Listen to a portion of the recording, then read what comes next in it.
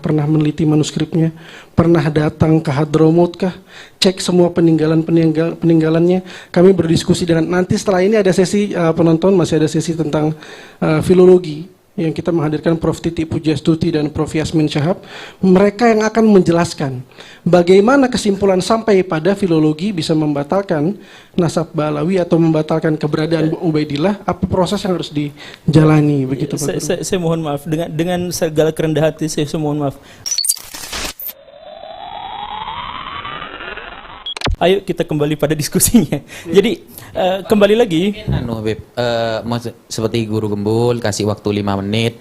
Biar gantian, soalnya kita kayak saling motong, nggak enak kesannya gitu. Biar ada waktu masing-masing gitu. Pak Guru ini tadi yang saya tahu ada materi yang mau disampaikan ya? Ada, tapi nanti ini jadi kalau boleh Pak Guru nggak apa-apa. Nanti aja. Cuman ya, soalnya kalau nggak ada timernya, saya belum selesai menjelaskan Pak Guru, ada yang ingin disampaikan. Cuman maksudnya gini, gitu. ini saya sampaikan kepada semua yang ada di sini gitu ya. Jadi gini, ilmu nasab sudah disampaikan tadi ya, bahwa itu adalah ilmu tradisi, itu buatan manusia dan disampaikan dari generasi ke generasi sebagai kaidah. Oke? Itu yang pertama. Jadi lepaskan itu dari Islam karena itu tidak ada dalam Quran dan Sunnah. Quran dan Sunnah hanya memerintahkan kita untuk mempelajari nasab, tetapi tidak menjelaskan bagaimana metodologinya. Metodologinya dibuat oleh manusia. Karena itu, maka dia sangat boleh dikritik dan wajib mengikuti perkembangan zaman. Nah, seiring dengan perkembangan zaman, maka orang-orang sekarang memiliki metodologi. Metodologi ilmiah dalam hal historiografi itu diambilnya dari mana? Pertama kalinya siapa? Imam Bukhari dan Imam Muslim. Ketika mereka melakukan kritik hadis, itu menjadi metodologi paling standar di masa lampau dan dikembangkan sampai saat ini untuk bisa mengetahui bagaimana sejarah di masa lampau itu terjadi. Jadi kalau misalkan kita mengkritik ilmu nasab, itu tidak apa-apa. Karena apa? Ilmu nasab adalah tradisi masyarakat masa lampau ketika mereka belum tahu metodologi yang lebih meyakinkan. Nah, sekarang ada banyak metodologi yang lebih meyakinkan. Jadi maksudnya, makanya saya bilang sejak awal saya tidak sesuai sependapat dengan Kiai Imad. Karena apa? Karena sama-sama menggunakan ilmu nasab. Padahal ini janjinya adalah diskusi ilmiah. Ilmiah itu yang tadi Bapak sampaikan itu bukan ilmiah, itu teologis. Karena didasarkan pada ketidaktahuan kita. Kan didasarkan pada ketidaktahuan kan? Saya tidak tahu gitu. Misalkan tadi Bapak bertanya kepada saya, bagaimana caranya untuk mengetahui saya baik dan buruk? Ya tidak tahu. Ya memang tidak tahu. Yang mengetahuinya itu apa?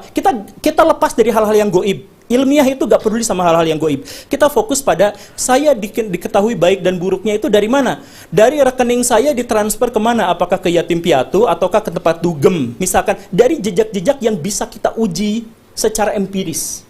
Bukan wah saya baik murah senyum, ya bukan seperti itu. Itu ya karakter saya, apakah saya menyumbang ini adalah ikhlas atau tidak, itu tidak di luar kaidah ilmiah. Kaidah ilmiah itu adalah yang mungkin bisa kita uji secara indrawi, level terdasarnya. Cuma bertanya dulu. Oh belum selesai? Oh ya nggak apa-apa, sok aja. Iya, mau bertanya Pak Anu. Coba ilmiahkan kepada saya bagaimana Pak Gembul tahu bahwa selama ini Pak Gembul sholat Rasulullah benar-benar seperti itu prakteknya. Saya menemukan catatan dalam Bukhari dan Muslim. Oke. Anda tahu ilmu hadis dalam pencatatan Bukhari Muslim? Tidak. Tidak. Nah itulah karena di dalam pencatatan hadis Pak Gembul ya sangat erat harus dalam penulisan hadis, bahkan Imam Bukhari Muslim itu sangat ketat. Jadi yang dipandang pertama dalam ilmu hadis adalah kredibilitas orang yang meriwayatkan, Pak Guru. Bukan tentang catatan dulu. Kalau kita seumpamanya kita bertanya gini, mana catatan tulisan asli Imam Bukhari di zaman Imam Bukhari sekarang? Karena tidak bisa ditunjukkan, berarti Imam Bukhari lepas, tidak pernah ngarang kitab hadis. Gak bisa seperti itu, Pak Guru. Ya bisa, jadi gini. Mungkin itu dulu ya pertanyaan saya. Coba ilmiahkan kepada saya bahwa Pak Guru selama ini sholat benar-benar seperti itu Rasulullah sholat. Saya jawab ya. Ya, ilmiahkan kepada saya. Saya tidak sholat dengan gaya ilmiah. Gimana? Karena itu kepercayaan. Saya bilang kepercayaan dengan ilmu itu terpisah secara epistemologis. Jadi kalau saya percaya pada Tuhan, saya gak akan mencari-cari Tuhan. Ketika saya sholat, saya gak akan mencari-cari tentang studi ilmiah, apakah sholat begini begitu. Itu didasarkan kepada kepercayaan saya kepada Imam Bukhari. Jadi itu adalah ranah kepercayaan. Nah, karena ini studinya adalah ilmiah, maka kita harus uji secara ilmiah gitu. Gitu kan? Jadi, Pak Guru nggak salah.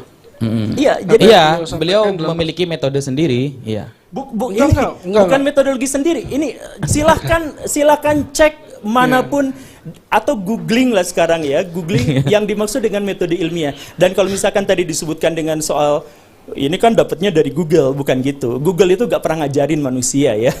Google itu adalah mesin pencari. Google itu mengkoneksikan antara manusia dengan orang lain. Jadi kalau saya baca tulisan Gus Baha di Google, itu saya bukan belajar dari Google. Saya belajarnya dari Gus Baha dan menggunakan Google sebagai metodologinya. Jadi gitu ya. Nah jadi kembali lagi. Silahkan googling, silahkan cari informasi terkait apapun yang dimaksud dengan ilmiah itu. Level paling dasarnya adalah kita harus menguji secara objektif, bukan subjektif ya. Kalau subjektif bisa kesana kesini. Jadi objektif itu yang dimaksud dengan objektif itu adalah sesuai objeknya. Jadi ini objek yang saya pegang. Ini objek yang saya pegang warnanya adalah putih. Betulkah? Tidak. Ini tidak warna putih, ini subjektif, ini konsensus manusia menyebut ini putih. Padahal kita sama sekali tidak mengetahui warnanya. Tapi kalau misalkan saya sebut bahwa botol ini, saya sebut di sini, botol ini ada di sini, ini objektif, karena objeknya memang ada di sini. Begitulah. Jadi ilmiah itu artinya objektif. Kenapa? Karena dia bisa diuji sepanjang zaman. Jadi saya mohon maaf, kalau misalkan nanti ada uji statistik, kalau misalkan nanti ada uji DNA dan sebagainya, itu adalah ilmu pasti. Karena sudah ada metodologi yang bisa diuji kapanpun, bagaimanapun caranya, di tempat manapun, terhadap objek-objek yang manapun, hasilnya sama. Nah, kalau misalkan yang nasab tadi itu, karena tergantung pada misalkan pernyataan dari orang-orang yang ada di sini dan sebagainya, itu subjektif. Bisa nggak kita masukkan? Bisa, sangat bisa.